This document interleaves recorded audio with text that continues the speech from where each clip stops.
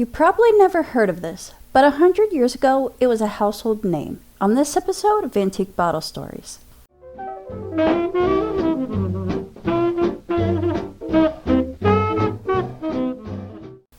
Aurelius Stone Hinds, what a cool name, was born in 1844 in Maine. In 1862, when he was 18, he moved to Portland, Maine to work as a clerk for H. Hay and Company. Then he worked as a drug clerk for Thomas G. Loring at his drugstore. In 1870, age 26, he purchased his own drugstore at Preble House on Congress Street. Here it is today.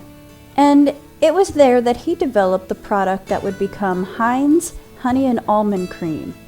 In these times, it was common practice for pharmacists to make their own creams for sale using recipes they found in pharmacy journals or experimentation. A lot of times, the druggists would sell locally because the remedies didn't have long shelf life. Early cold creams were a good example of this. They did not keep well, particularly in the summer months, and they generally made them up as they were needed. Many of the creams on the market at the time were very greasy or sticky. Hinds was trying to come up with a better lotion. He experimented with his formula for about 10 years before he felt he perfected it.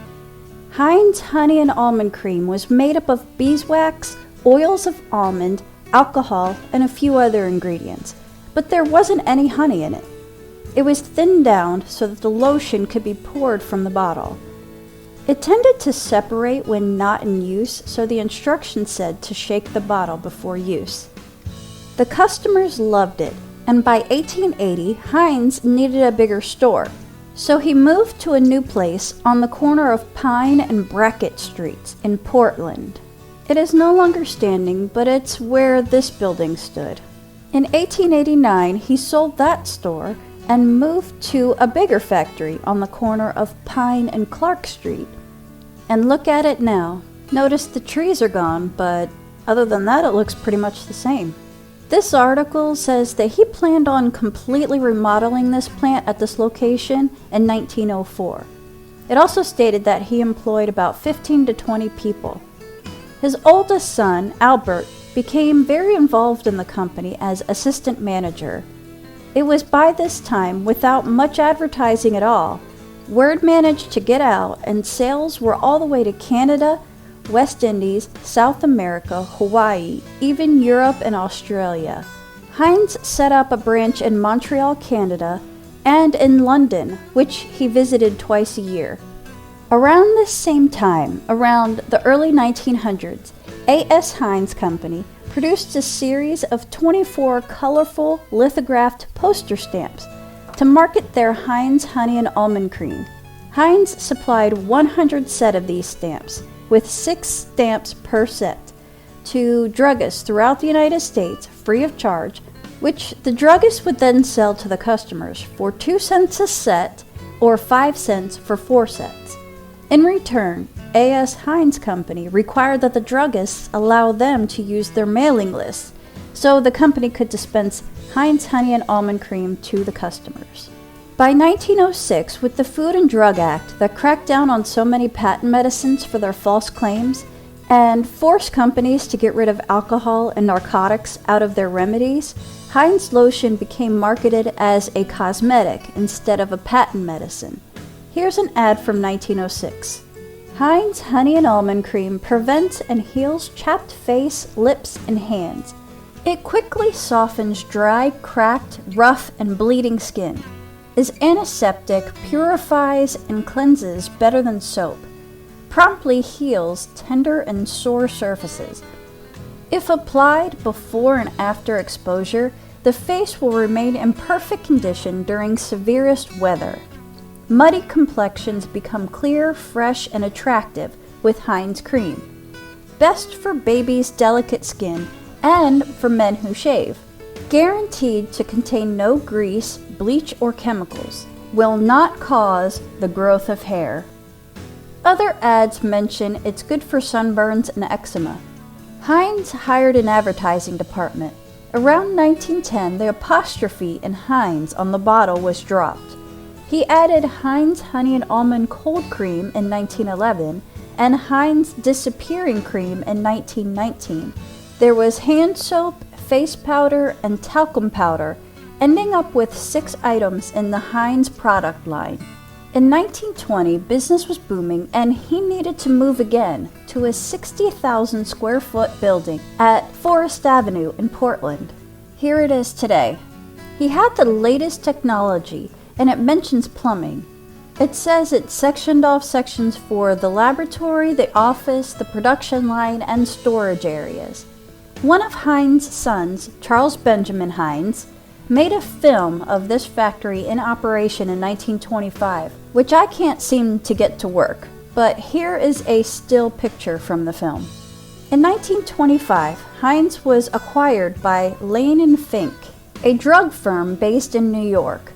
This company was known for mainly their Lysol disinfectant, which I plan on doing a video for soon, and Pebico toothpaste and powders.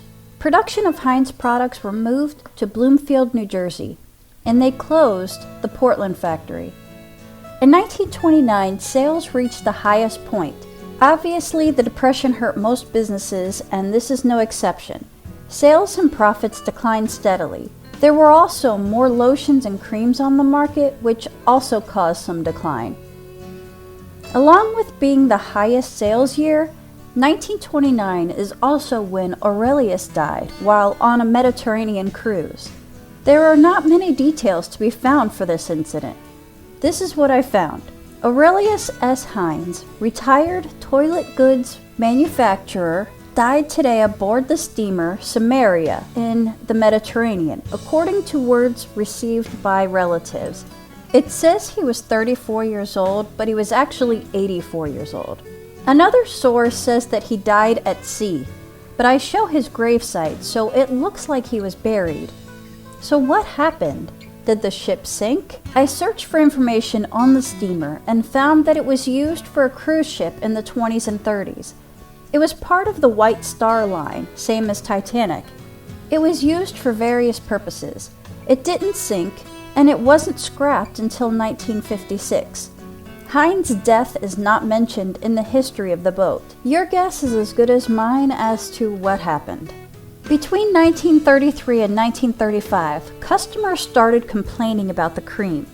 It didn't really say what the complaint was, but the formula of Hinds cream was revamped a few times and redesigned its packaging along with adding a few new products. In 1936, changes to the tax laws resulted in Lane & Fink liquidating the A.S. Hinds Company.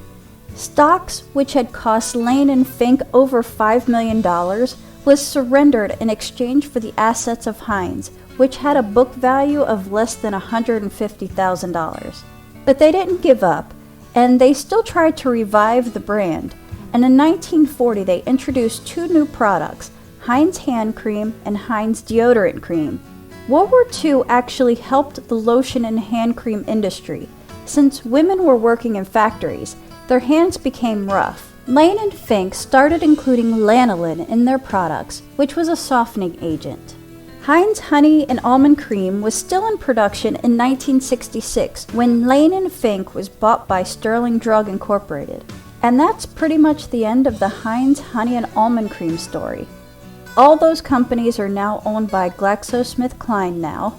There are a few products being sold with Hinds' name on it, but only from Mexico and South America. I have several of these bottles, one from Portland, the one to the far left, and 3 from Bloomfield, New Jersey. So that would make the Portland one older than the New Jersey ones, since production moved to Bloomfield after Lane & Fink acquired the company. There are no dates on these, but the Portland one doesn't have an apostrophe on Hinds, so it's after 1910. I would probably date it between 1920 and 25, since it's machine made. This is what it would have looked like with the label. It was probably produced in their 60,000 square foot factory on Forest Avenue. The New Jersey ones would date between 1925, when Lane & Fink took over, and could date as late as, I would say, the 40s, because in the 50s, bottles began having more modern bottoms, So I would feel comfortable putting them in that range. And that's all I have for today. We'll see you next time. Thanks for watching.